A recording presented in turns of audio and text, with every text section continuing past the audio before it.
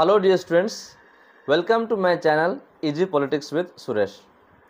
Dear students, आजिर एही video रे आमे आलोचना करिबा व्लादिमिर लेनिन कर डिक्टेटरशिप ऑफ प्रोलेटारिएट उपरे मतामत।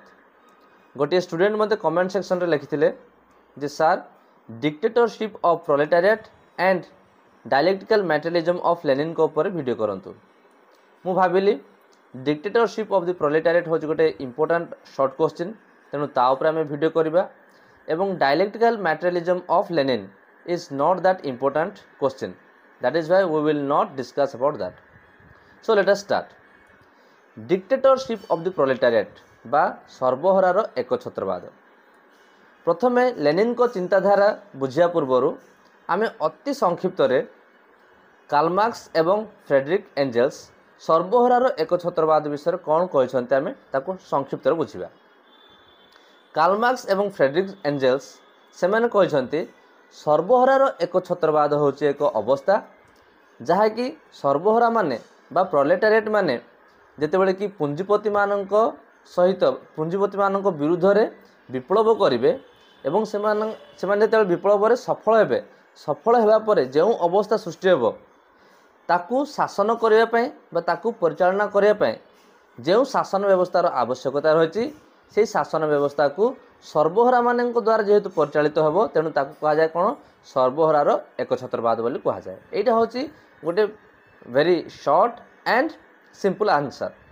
किंतु एई जो चिंताधारा अछि एई चिंताधारा को लेनिन केमिति व्याख्या करिसंती। लेनिन को मतरे सर्वहरार एकछत्रवादर अर्थ होची श्रमिक व कृषक माननकु प्रतिनिधित्व करुथिबा सेही राजनैतिक दल को सर्वहरार एकछत्रवाद बोली कहा जाए। कारण साम्यवादी राजनैतिक दल होची सही दल जहाँकि सर्वहरार स्वर को सेमानक स्वार्थ को एवं सेमानकु प्रतिनिधित्व करिथांती एवं सेमानक द्वारा ही विप्लव होइथाय वो विप्लव परे समाजवादी राष्ट्र प्रतिष्ठा होइथाय। तेणु सेमानकु कहा जाए कोन सर्वहरार एकछत्रवाद बोली कहा जाए। लेनिन को मतरे प्रकृत गणतंत्र सेतेबेले स्थापन हो पारिबो बा प्रकृत गणतंत्र ताकू कहाजिबो जेउठारे कि साम्यवादी राजनैतिक दल सर्वहरा मानक उपरे एकछत्रवादी शासन प्रतिष्ठा करिवे। कारण सही दल होची सर्वहरा मानकर इच्छा मुताबक गठन करा जायथिबा दल। लेनिन एठारे पुणी कहंती जे विद्रोह बा विप्लव होई थाए सर्वहरा मानक द्वारा, तेणु सेमानकर जदि एकछत्रवाद जदि न रहे ताहले विद्रोह केबे भी सफल हो पारिबनी एवं विद्रोह को बा विप्लव को सफल रूप देबा पय हेले एवं पुंजीवाद को संपूर्ण रूपे उच्छेद करबा पय हेले एही साम्यवादी राजनैतिक दलर सर्वहरा मानक उपरे एकछत्रवाद निहाती रहबा दरकार। तेणु जदि हम साधारण अर्थ रे बुझा पय चेष्टा करिबा लेनिन को मतरे सर्वहरार एकछत्रवाद कहले आमे ताहाकू बुझू जहा कि साम्यवादी राजनैतिक दल।